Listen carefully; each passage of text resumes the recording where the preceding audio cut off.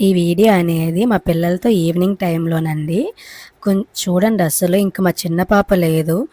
దానికైతే అస్సలు కాలయితే సరిగ్గా అందదు అక్కడ బైక్ పైనైనా. అందుకే సైడ్‌కి ఒక పైప్ కట్టాము గానీ దానిపైన కూడా ఉంచదు.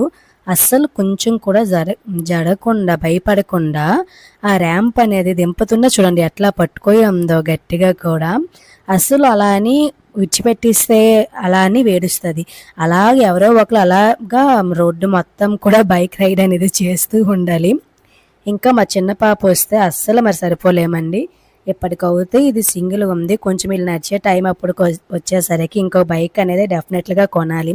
ట్విన్స్ ఉంటే అంతే, అన్నీ డబల్ డబల్. ఖర్చు డబల్, ఇంకా టైం కూడా ఇంకా డబల్‌గానే ఉంటుంది.